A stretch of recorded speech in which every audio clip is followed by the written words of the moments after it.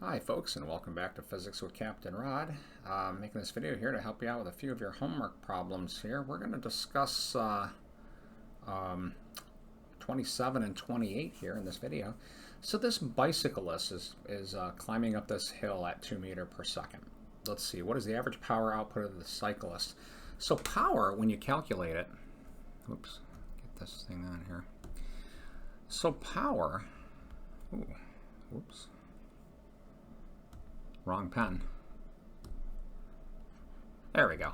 All right, so power, there's two ways to calculate it. It's equal to work over time, or it's also equal to change in energy over change in time. And the reason this can be done either way is because the work done on a system is the same as the change in energy of a system. And I mean, because that's what work does. It transfers energy to or from a system. I like to use this definition of power because I find it to be a little bit broader. There's other ways to change the energy of a system besides work, such as electromagnetic radiation or heat transfer. This is really a more general way to think of power. So let's see, how would we apply this to the biker? So if I call this position 1, and we kind of let some time go by, and I'm going to use this just a dot to represent the biker here.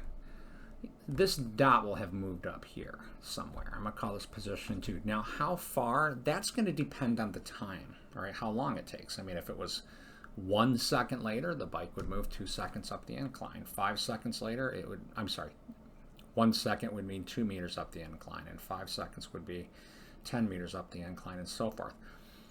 But because the biker's not accelerating, she's just moving up this at constant speed, the power output is not changing. And what that means is you can choose the time frame. So it doesn't matter what, pick a delta t. Delta t equals, you choose it, some number in seconds. Then calculate this distance based on that number. Then you can calculate the change in height, which is this height, which will allow you to calculate the change in potential energy for the biker. Now the biker's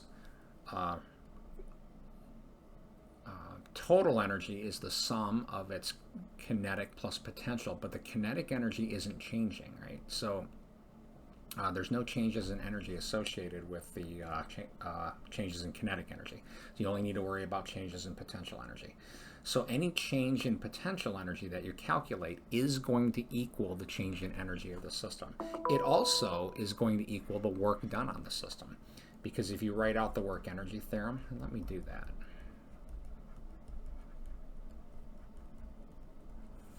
And we take note that the kinetic energies are the same, that means these will subtract off. So the work done, if you solve for the work on the system, you're going to get PE2 minus PE1.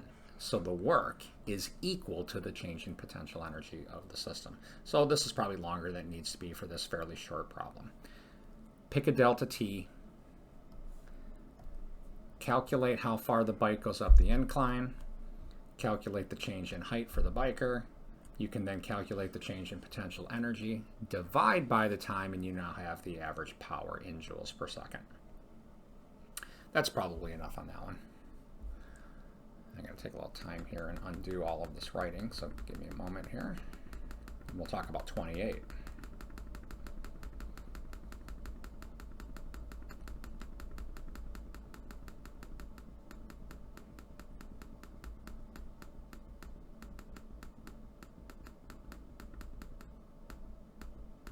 There we go. Sorry to make you wait through that. All right, so the next one on the list.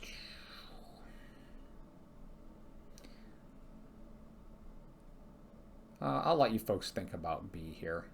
But again, notice it says the force between the ground and the bike. And it says what force does the ground apply to the bike, meaning you're talking about forces in the free body on the bike.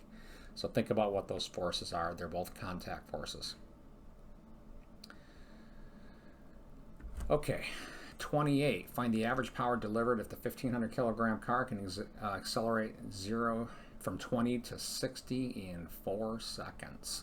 So the first thing I would do, convert these to meter per second here and here, using the fact that there's 1,609 meters in 1 mile. I don't expect that you have that memorized, but I do expect you could look it up and find it on your own.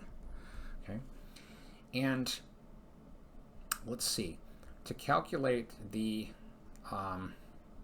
average power, you can do this one of two ways. You can take the work done divided by time, or the change in energy and divide by the change in time. Either one will work. And let me write out the work energy theorem. PE1 plus KE1 plus work done equals PE2 plus KE2. Again, notice that if you put these terms on the right, what you get is that the work is equal to, when you take this and subtract this, what you have is the change in energy of the system. So if you want to get the total work done, one thing you can do is just write out the work energy theorem and put values in for all of this stuff, and then solve for the work term. You'll find that the potential energies are not changing because this is a level problem, and you'll have only changes in kinetic energy. Take that change, divide by time, and again you'll have the average power delivered. Oops. I gotta read this again, folks. Find the instantaneous power delivered when the car is moving 20 and accelerating, and when the car is moving 59 and accelerating. Okay, my bad. I have to back up a little bit. So everything I said is true for calculating the average power output. But this isn't asking for average power. These are asking for instantaneous powers. So let me go back and talk about that a little bit more. All right, so power, right, is work over time. But work is force times distance. And the distance over time, right, is what velocity is. So another way to calculate power is by taking the net force on the system and multiplying by its velocity. Now, and this is a better way to calculate instantaneous power, because you can use the velocity at any instant to actually now get your instantaneous power output. So this car is accelerating, and by Newton's second law, right, net force equals mass times acceleration. You should be able to get a number for this, because as I glance in the problem, you've got a mass, you've got velocities, and a time frame. So you should be able to calculate a number here in newtons to go there. And then it says to find the average power at 20 mile per hour and at 59 mile per hour. You're just going to be putting in different velocities there, but again, you want those in meters per second. So that should get that done for you. And again, if you have any trouble, just ask. So I'm going to call that kind of done for these two questions. I'm going to get rid of all this writing before I accidentally save it in my file.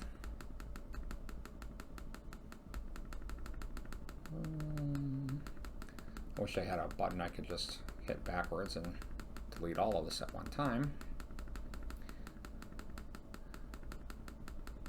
I'm going to do it this way because I don't trust that I won't accidentally hit save when I go to shut the file down. There we go.